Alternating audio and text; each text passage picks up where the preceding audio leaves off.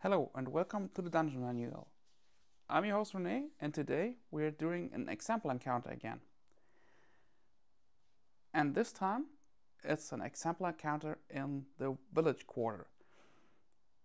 And my suggestion for the example encounter is a thief investigation. But first things first, there's a map, as always, and there are some specification on the right side on the map. I don't have a group level for this map because you can use this map in early levels or late game. Both is possible. The light conditions is a normal day and night cycle, but probably there is light with torches or something like that in the village, so it should be dim light even at night. The temperature is what suits your campaign. So I would suggest in spring it's normal 20 degrees, something like that.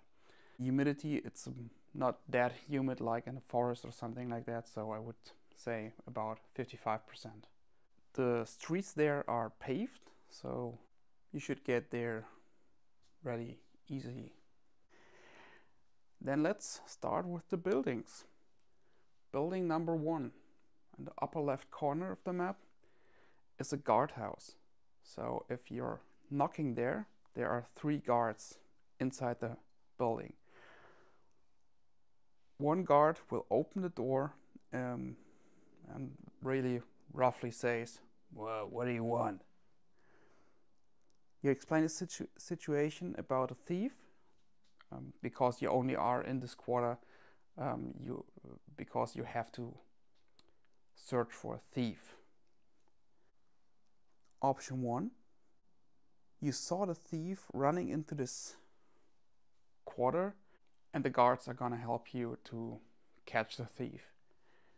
Option 2, you explain to the guards that you didn't saw the thief, but you know that a thief is in this quarter of the village.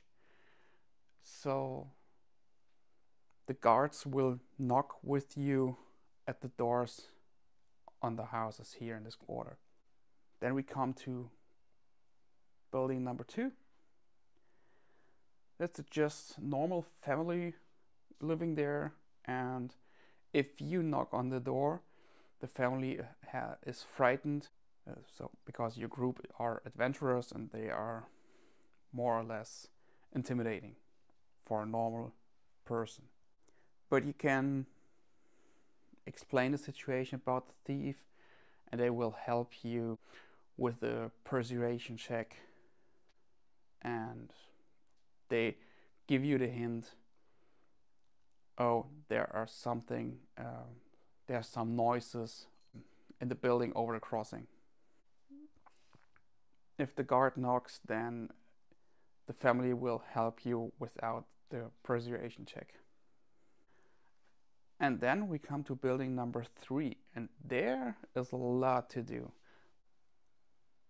You've heard the rumors in this village that there, in this house, number 3, there's living an old woman.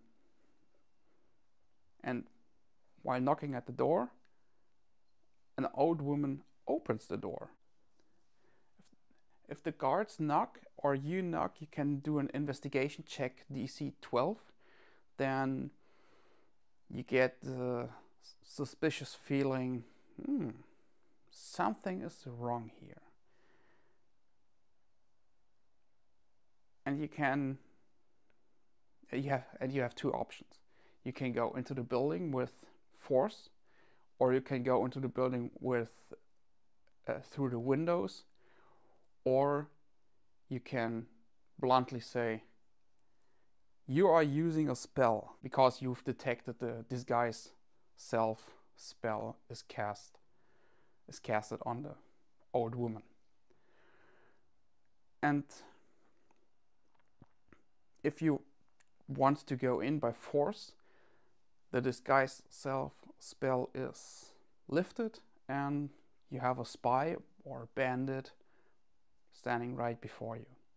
And you hear a noise inside the building, inside this small house. Then we come to the next site.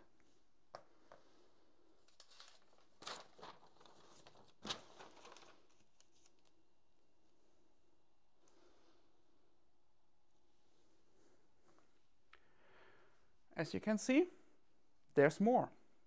Here's a small map of the building, of the inside of the building. You have here a small kitchen, here a table, here's a small sleeping apartment, and here's a washroom. Here, and here are windows. And while you are in the building, you can decide what's gonna happen again. You can find a spy or a bandit right here in the washroom of the thief. Or maybe the thief and the accomplice was on the door. You decide, you are the DM.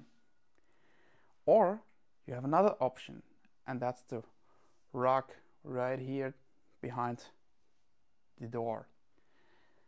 There are wrinkles in the rug, and you've heard a sound there. With a perception or investigation check DC 10, you can see those wrinkles and then watch under the rug what is there. And you find a trapdoor. And then there are another options. Option 1 is more or less the easy part, is a 3 to 3 squares or 15 to 15 feet room. A cellar, just a cellar for food and storage, and maybe a treasure. The second option is a tunnel network. It's the entrance of a tunnel network, and then you can have a lot of role playing and side quests right there. This village quarter is a good start for an entire campaign, because you have a job to find a thief, and maybe this tunnel network will start to a long campaign. But that's your choice. And the fourth building in the lower right side is a tavern, as I suggested in the drawing of the map. There are D6 plus 3 people inside the tavern and the bartender. So you can get rumors there. Taverns are always a good place for rumors. And you can get information about noises, suspicious activities in the neighborhood or something like that. You can get anything there. So there you would get the hint for the noises in the building number 3. And then I've got a special thing for naming taverns, and that's right here. You can see here are 10 tavern names.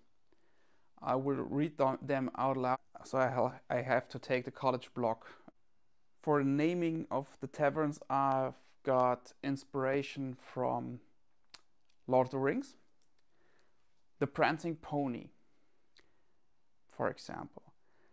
That's an inspiration for me, so I use action verbs and combine them with creatures. And then I will read out loud some of those ideas. The Flying Pegasus seems suitable. The Sleeping Mule, it's a more funny name. The Winding Snake, maybe there's a thieves guild inside that. The Hopping Toad, again a funny name. The Slashing Tiger, maybe there's an East Asian type of setting there would suit there. The dancing hornet sounds intimidating. The chewing crocodile, it's more for our Australian friends here. The swimming shark, it could be a tavern for a marine environment, for example. Maybe you have a city underwater and you want to have a tavern there, or a tavern on the shore. So that would be the suitable name for such a environment. The soothing owl, maybe that's a tavern nearby a monastery, for example. Or the shining eagle, even that could be in the neighborhood of a monastery. Those were 10 example names for a tavern. I hope you can use them. And that was all for today. If you liked the video so far, give me a thumbs up, subscribe to the channel and share it with your friends. Thank you for the support, I appreciate that, and we'll see us the next time. Bye!